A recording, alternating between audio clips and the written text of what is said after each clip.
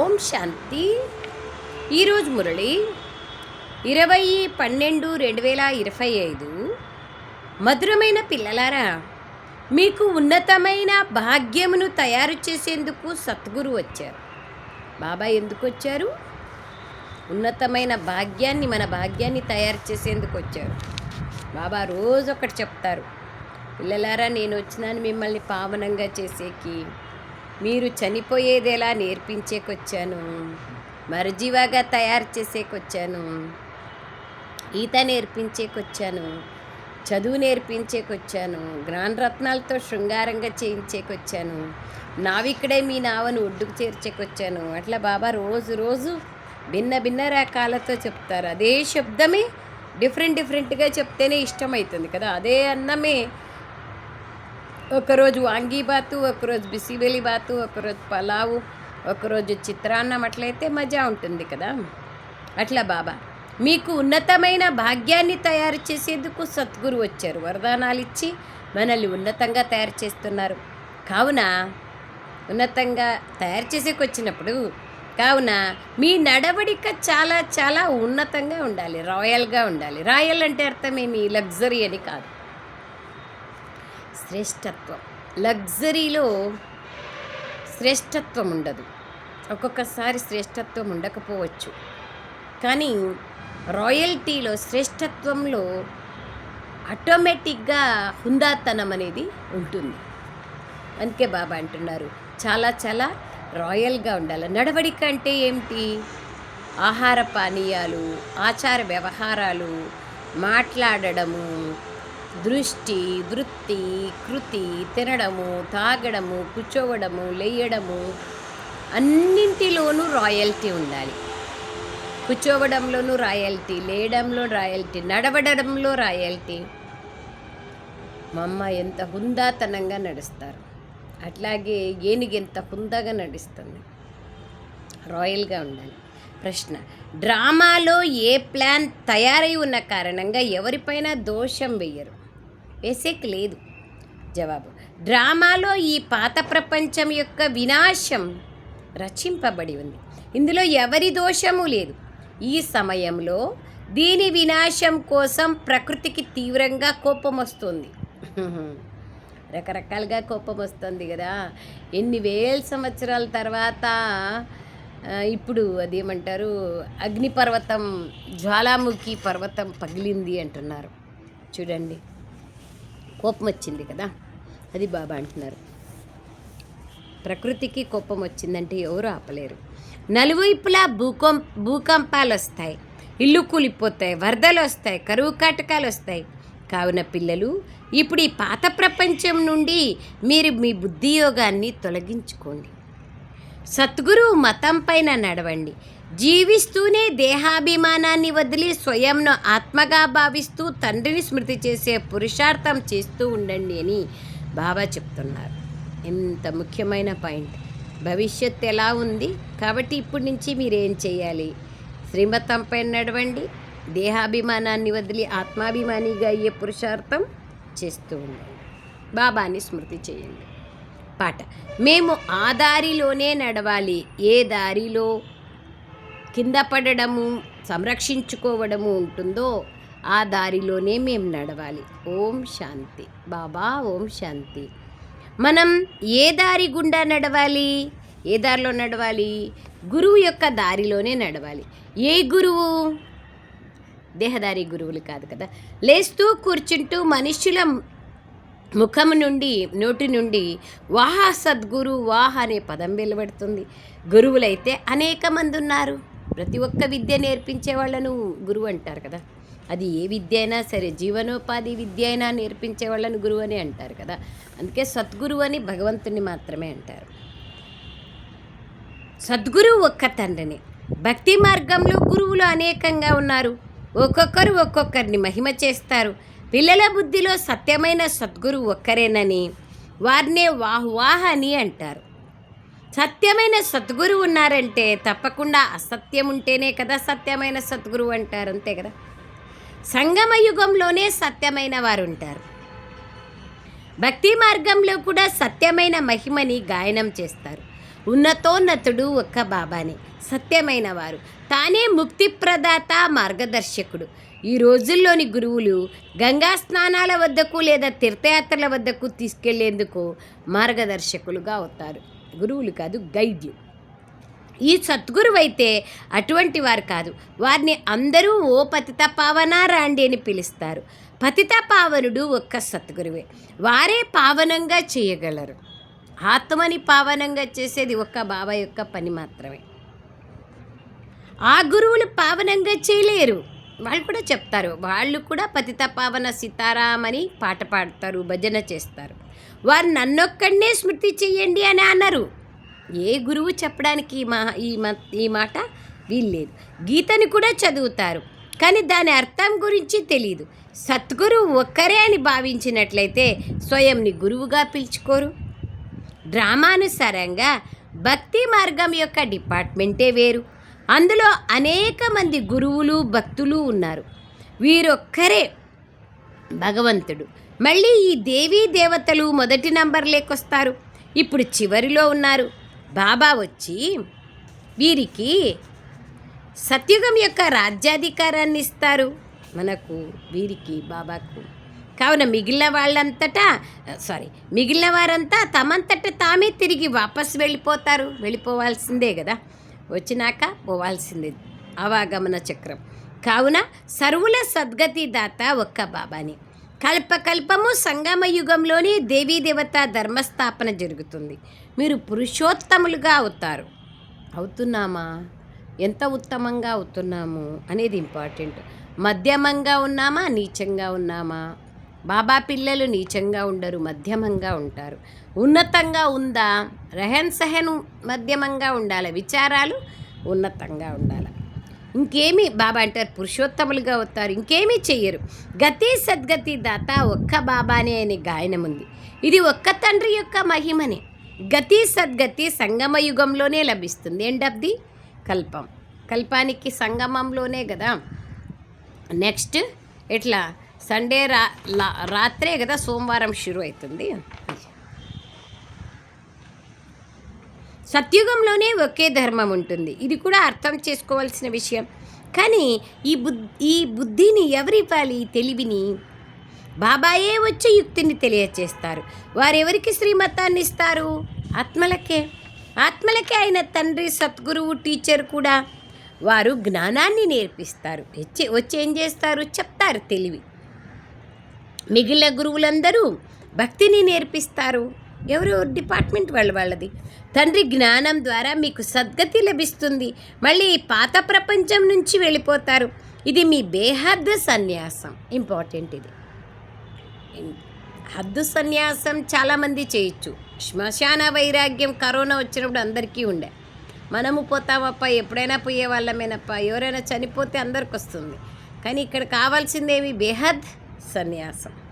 అన్నీ చేస్తూ అన్నీ చూస్తూ ఇదేది నా జతలో రాదు, అందరూ నా వాళ్ళే, ఎవరు నా వాళ్ళు కాదు, అన్నీ నాదే అని సంరక్షణ చేయాలి. ఏది నాది కాదని మోహాన్ని దూరం చేసుకోవాలి. ఇప్పుడు మీ 84 జన్మల చక్రం పూర్తి అయింది. ఇప్పుడు ఇక ఈ ప్రపంచం సమాప్తం కానున్నది. ఎవరైనా రోగగ్రస్తంగా సీరియస్గా ఉంటే ఇప్పటిక ఇతడు మరణించేది ఉంది, అతన్ని ఏం తలుచుకోవాలి ఇంకా అని అంటారు. శరీరం అయితే సమాప్తం అయిపోతుంది. తలుచుకోవాల్సింది ఎవరిని? ఆత్మని కదా. ఆత్మ అయితే వెళ్ళి ఇంకొక శరీరాన్ని తీసుకుంటుంది. ఎక్కడెక్కడ దానికి జనన మరణ చక్రాల యొక్క పార్ట్ ఉందో అక్కడికి వెళ్ళి తీసుకుంటుంది. ఆశ పోతుంది. బెంగాల్లో ఎవరైనా చనిపోయే స్థితిలో ఉంటే బతుకుతాడేమో నమ్మకం లేకపోతే గంగా నది వద్దకు తీసుకెళ్ళి ప్రాణాలు పోయేందుకు ముంచేస్తారు. హరిబోల్ అని నీళ్ళలో ముంచుతారు. విగ్రహాలను కూడా పూజించి మునిగిపో అని కాళ్ళతో కూడా తంతారు.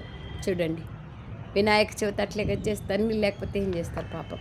ఈ పాత ప్రపంచం అంతా మునిగిపోనున్నదని ఇప్పుడు మీకు తెలుసు. అనేక వరదలు వచ్చినాయి.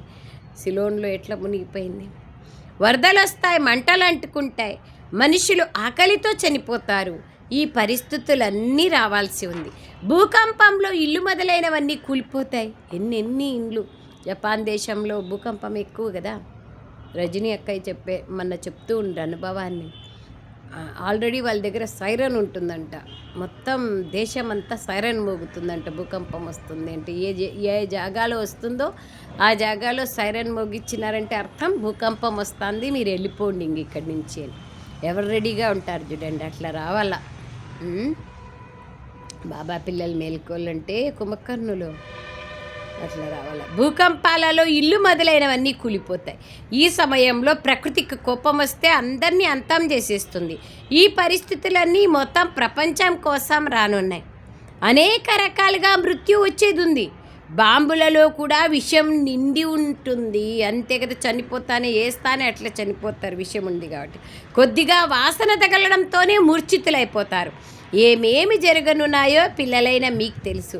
ఇవన్నీ ఎవరు చేయిస్తారు? బాబా అయితే చేయించారు కదా. పాపం తన పిల్లల్ని తానెందుకు చంపుతారు? ఆయన కర్తవ్యం, ఎవరైతే పాత్ర కర్తవ్యం ఉందో వాళ్ళు చేస్తారు. ఇది డ్రామాలో నిశ్చితమై ఉంది. దీన్ని ఎవరిపైనా దోషం లేదు. డ్రామా ప్లాన్ రచింపబడి ఉంది. పాత ప్రపంచం మళ్ళీ తప్పకుండా కొత్త కావాల్సిందే. ప్రకృతి వైపరీత్యాలు కూడా వస్తాయి. వినాశం జరగాల్సిందే. ఈ పాత ప్రపంచం నుండి బుద్ధియోగాన్ని తొలగించుకోవాలి. దీనినే అనంత సన్యాసం, బేహద్ సన్యాసం అంటారు. ఓహో సద్గురు, ఓహో మీరు మాకు దారిని చూపుతున్నారు అంటారు. వారిని నిందింపచేసే విధంగా నడవడిక ఉండకూడదు. ఇంపార్టెంట్ అది.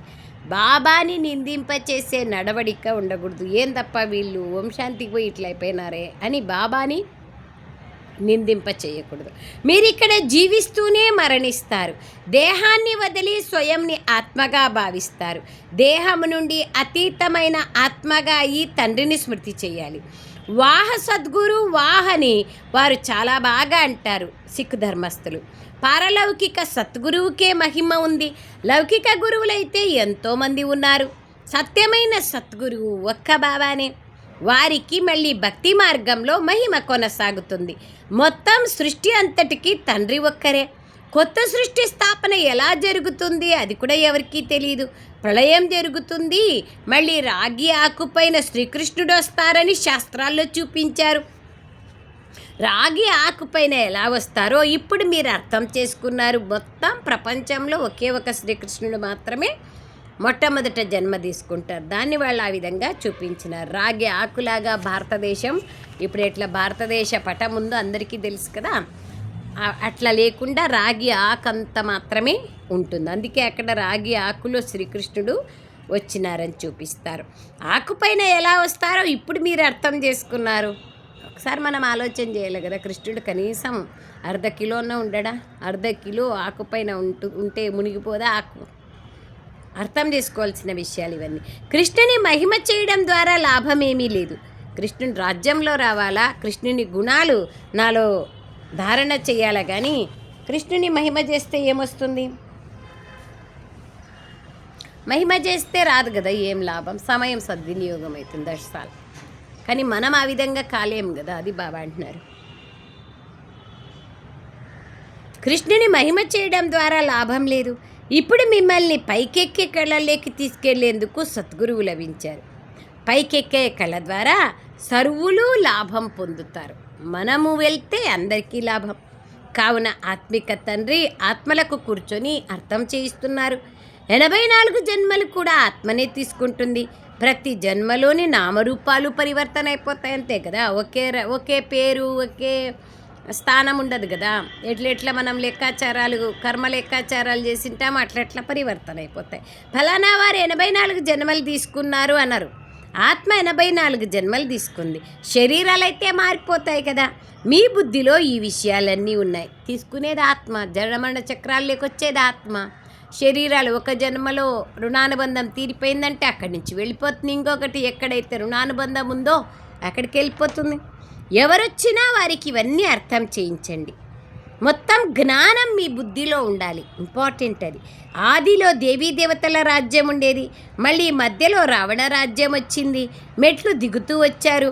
సత్యుగంలో సత్వప్రధానం అంటారు. ఆ తర్వాత సతోరజో తమోల్లోకి దిగుతారు. చక్రం తిరుగుతూ ఉంటుంది. బాబా మమ్మల్ని 84 జన్మల చక్రంలోకి ఎందుకు తీసుకొచ్చారు అని కొందరు అంటారు.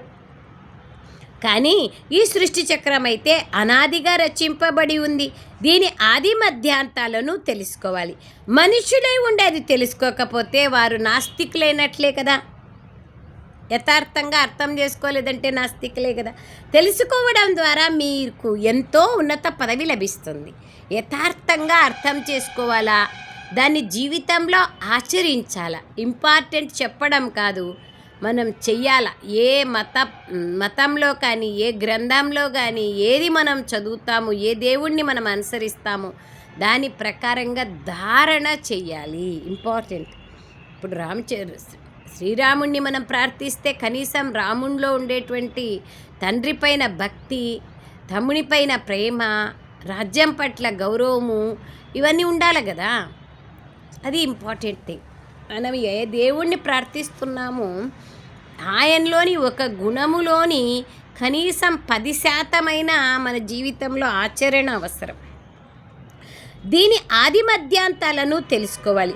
మనుషులై ఉండి తెలుసుకోలేదంటే నాస్తికులే కదా. పెద్ద పరీక్షను పాస్ అయ్యే వారి హృదయంలో మేము అన్నింటికన్నా పెద్ద పదవి పొందుతామనే సంతోషం ఉంటుంది కదా. ఇట్లా ఐఏఎస్ ఇంటర్వ్యూ పాస్ అయినారంటే ఎన్నో ర్యాంక్ వచ్చింది, 50 ర్యాంక్ 60 ర్యాంక్ వచ్చిందంటే ఖచ్చితంగా సీట్ వచ్చినట్లే కదా. ఈ లక్ష్మీనారాయణలు నేర్చుకొని మనుష్యుల నుండి దేవతలుగా అయ్యారని మీకు తెలుసు. ఈ చదువు ద్వారా రాజధాని స్థాపన జరుగుతోంది. చదువు ద్వారా ఎంత ఉన్నత పదవి లభిస్తుంది. ఆశ్చర్యం కదా. దేవతల కంటే ఉన్నతులు ఎవరున్నారు? ఎవ్వరు లేరు కదా. మనుషులకు పదవి ఉంటే ముందర మాత్రమే గౌరవం ఉంటుంది, వెనకలు ఉండదు. దేవతలకు ముందు వెనక ఎప్పుడూ దేవతల్ని గుర్తు చేసుకుంటారు. ఇది ఇంత పెద్ద పెద్ద మందిరాలు ఏవైతే నిర్మిస్తారో, లేదా గొప్ప గొప్ప విద్వాంసులు మొదలైన వారు ఎవరైతే ఉన్నారో వారిని సత్యుగ ఆదిలో వీరు ఎలా జన్మ తీసుకున్నారు అని అడిగితే చెప్పలేరు. ఇది గీత యొక్క రాజయోగమేనని మీకు తెలుసు. గీతను చదువుతూ వచ్చారు. కేవలం చదివితే లాభం లేదు, ఆచరించితే లాభం. ఇప్పుడు మీకు తండ్రి కూర్చొని వినిపిస్తున్నారు, బాబా మేము మిమ్మల్ని 5000 సంవత్సరాల క్రితం కూడా కలుసుకున్నాం అని మీరంటారు. ఎందుకు కలుసుకున్నారు బాబాని? బాబా ద్వారా ఏం ప్రాప్తి లభించింది? వారసత్వాన్ని తీసుకున్నారు. లక్ష్మీనారాయణలుగా అయ్యేందుకు అందరూ వృద్ధులు, చిన్నవాళ్ళు, పెద్దవాళ్ళు అందరూ మొదలైన వాళ్ళు ఎవరైతే వస్తారో వారిది తప్పకుండా బాబా అందరికీ నేర్పిస్తారు. లక్ష్యం, ఉద్దేశం ఇదే. నర నుండి నారాయణుడిగా, నారి నుంచి శ్రీలక్ష్మిగా. చెప్తాం కదా మనం, నరుడే నారాయణుడు, మానవుడే మాధవుడు. ఇది సత్యనారాయణ యొక్క సత్యమైన కథ. ఇది కూడా మీరు అర్థం చేసుకున్నారు. రాజ్యస్థాపన జరుగుతోంది. ఎవరైతే బాగా అర్థం చేసుకుంటారో బాబా జ్ఞానాన్ని, వారికి ఆంతరంగిక సంతోషం బాగా ఉంటుంది. ఆంతరంగిక సంతోషం ఉంటుంది. రాజ్యం తీసుకునే ధైర్యం ఉంటుంది. బాబా అంటున్నారు, ఉందా అని అడుగుతున్నారు. అవును బాబా, తప్పకుంది అని చెప్పండి. నర నుండి నారాయణుడిగా అయ్యేందుకే మేము చదువుతున్నాం. ఇంత సమయం మేము స్వయంని దేహంగా భావిస్తూ కూర్చున్నాం. ఇప్పుడు మాకు తండ్రి సత్యమైన మార్గాన్ని తెలియచేశారంటారు. ఆత్మాభిమానులుగా అవ్వడంలో సమయం పడుతుంది. గడియ నామరూపాలలో చిక్కుకుంటారు. ఈ నామరూపాల నుండి అతీతంగా అవ్వాలని బాబా అంటారు. ఆత్మ అన్న పేరు కూడా ఉంది కదా. బాబా ఉన్నతోన్నతమైన పరంపిత పరమాత్మ. లౌకిక తండ్రిని పరంపిత పరమాత్మ అన్నారు. పరం అంటే శ్రేష్టాతి శ్రేష్టమైన. ఈ శబ్దము ఒక్క భగవంతునికే వాడతారు. వాహగురు వాహ్ అని కూడా అంటారు. మీరు సిక్కు ధర్మం వారికి కూడా అర్థం చేయించవచ్చు. గ్రంథ సాహెబ్ సుఖమణిలో పూర్తిగా వర్ణన ఉంది. జప సాహెబ్ సుఖమణి గురు గ్రంథంలో ఉన్నంత వర్ణన ఇంకే శాస్త్రంలోనూ లేదు. పరమాత్మ గురించి ముఖ్యమైన పదాలే 2 ఉన్నాయి. సాహెబ్ను స్మృతి చేస్తే మీకు 21 జన్మలకు సుఖం లభిస్తుంది అని. ఇందులో తికమక పడే విషయమే లేదు. బాబా ఎంతో సహజతరం చేసి అన్ని విషయాలు అర్థం చేస్తారు. ఎంతోమంది హిందువులు బదిలీ అయి సిక్కులుగా అయిపోతారు. ఎంతోమంది హిందువులు సిక్కులుగా అయిపోతారు. ఎంతోమంది హిందువులు ముస్లింలుగా అయిపోతారు. ఎంతోమంది హిందువులు క్రిస్టియన్లుగా అయిపోతారు. మనుషులకు దారిని చూపించే మీరు ఎన్నో చిత్రాలు మొదలైనవి తయారు చేస్తారు. ఎంత సహజంగా అర్థం చేయించగలరు. మీరు ఒక ఆత్మ. భిన్న భిన్న ధర్మాలు లేకొచ్చారు. ఇది వెరైటీ ధర్మాల వృక్షం. క్రీస్తు ఎలా వస్తాడో ఇంకెవ్వరికీ తెలియదు. కొత్త ఆత్మకు కర్మభోగం ఉండదు, ఎందుకంటే సత్వప్రధాన స్థితిలో ఉంటారు, పవిత్రతా శక్తి ఉంటుంది. క్రీస్తు ఆత్మకు శిక్ష లభించేందుకు తన వికర్మలేమి చెయ్యరు. తను సత్వప్రధాన ఆత్మ ఎవరిలో అయితే తాను ప్రవేశిస్తాడో అతడికి సిలువ వేయడం జరుగుతుంది. తాను వెళ్ళి మరుజన్మ తీసుకుంటారు, గొప్ప పదవిని పొందుతారు. పోప్ చిత్రం కూడా ఉంది. ఈ సమయంలో ఈ ప్రపంచమంతా ఎలా అయిపోయింది? పైసాకు విలువ లేకుండా అయిపోయింది. అంటే క్యారెక్టర్లెస్ ప్రపంచం అయిపోయింది కదా, అందుకు చరిత్రనే లేదు. ఇప్పుడు మీరు ఎంతో విలువైన వారిగా అవుతున్నారు. వారి వారసులు ఎవరు చివరిలో తినరు, అలాంటిది ఏమీ ఉండదు. మీరు నిండు చేతులతో పరంధామానికి వెళ్తారు, సద్గుణాలతో. నిండు చేతులతో అంటే ఇక్కడ సంపాదించుకున్నది తీసుకెళ్తామని కాదు, మిగిలిన వాళ్ళంతా ఖాళీ చేతులతో వెళ్తారు. మీరు నిండుగా అయ్యేందుకు చదువుకుంటున్నారు. ఎవరైతే కల్పపూర్వం వచ్చారో వారే వస్తారని మీకు తెలుసు. కొద్దిగా విన్నా కూడా వచ్చేస్తారు. అందరినీ కలిసి ఒకేసారి చూడలేరు కూడా. మీరు ఎంతోమంది ప్రజలను తయారు చేస్తారు. బాబా అందరినీ చూడలేరు, ఎంతో కొంత వినడం ద్వారా ప్రజలుగా అయిపోతారని బాబా చెప్తున్నారు. లెక్క కూడా మీరు పెట్టలేనంత మంది తయారైపోతారు. పిల్లలైన మీరు సేవలో ఉన్నారు, బాబా కూడా సేవలో ఉన్నారు. బాబా సేవ చేయకుండా ఉండలేరు. రోజు ఉదయం మీ సేవ చేసేందుకు వస్తారు, మురళి చదివిస్తారు, సత్సంగాలు మొదలైన వాటిని కూడా ఉదయమే చేస్తారు. ఆ సమయంలో అందరికీ ఖాళీ ఉంటుంది. పిల్లలైన మీరు ఇంటి నుండి చాలా ఉదయమే కూడా రాకూడదు, అలాగే రాత్రి వేళల్లో కూడా రాకూడదు. ఎందుకంటే రోజు రోజుకి ప్రపంచం చాలా దిగజారుతోంది. కావున వీధి వీధిలోనూ సెంటర్లు ఎంత సమీపంగా ఉండాలంటే ఇంటి నుండి బయటకు రాగానే సెంటర్కి వచ్చేయగలగాలి. అనేక జాగాల్లో విధంగా ఉంది. సహజమైపోవాలి, మీ వృద్ధి జరుగుతుంది, అప్పుడు రాజధాని స్థాపన జరుగుతుంది. బాబా ఎంతో సహజంగా అర్థం చేయిస్తారు. ఈ రాజయోగం ద్వారా స్థాపన చేస్తున్నారు. ఇక ఈ మొత్తం ప్రపంచం ఏదీ ఉండదు. ప్రజలైతే ఎంతోమంది తయారవుతారు. ప్రజలయ్యేకేం పెద్ద కష్టమా? మాలకు కూడా తయారవ్వనుంది. ఎవరైతే అనేకుల సేవ చేసి తన సమానంగా తయారు చేస్తారో వారే మాలలోని మణిపూసలుగా అవుతారు. మనుషులు మాలను తిప్పుతారు కానీ దాన్ని అర్థం చేసుకోరు. చాలామంది గురువులు బుద్ధి అందులోనే నిమగ్నమై ఉండడానికి సాధకులకు తిప్పేందుకు మాలనిస్తారు. చాలామంది గురువులు సాధకులకి, శిష్యులకు ఎందుకు మాలిస్తారంటే కనీసం జపం చేసినప్పుడన్నా దాంట్లో నిమగ్నమై ఉంటుందని. మనం ఎట్లా సోమానాలు రాస్తాం కదా, దాంట్లో కనీసం రాసినప్పుడన్నా గుర్తులో ఉంటుందని రాస్తున్నారు కదా అందరూ. రోజు రోజుకి చాలా కఠినమైపోతూ ఉంటుంది, తమో ప్రధానంగా తయారవుతూ ఉంటుంది. కావాల్సిందే కదా, తప్పదు. ప్రతిరోజు ఉదయం సాయంత్రం కావాల్సే ఉంది. ఈ ప్రపంచం చాలా అశుద్ధమైనది. మేము చాలా విసిగిపోయినాము, త్వరగా సత్యుగంలోకి తీసుకుపోండి బాబా అని ఎంతగానో అంటారు. కాస్త ఓర్పు పట్టండి, టైం పడుతుంది, స్థాపన జరిగి తీరుతుంది. ఇది పాలన. ఈ పాలననే మిమ్మల్ని తీసుకెళ్తుందని బాబా అంటారు. ఆత్మలైన మీరు పరంధామం నుండి వచ్చారు, మళ్ళీ అక్కడికి వెళ్ళాలి, మళ్ళీ పాత్రను అభినయించేందుకు వస్తారు. కావున పరంధామాన్ని స్మృతి చేయాల్సి ఉంటుంది. నన్నొక్కడినే స్మృతి చేసినట్లయితే వికర్మలు వినాశం అవుతాయి.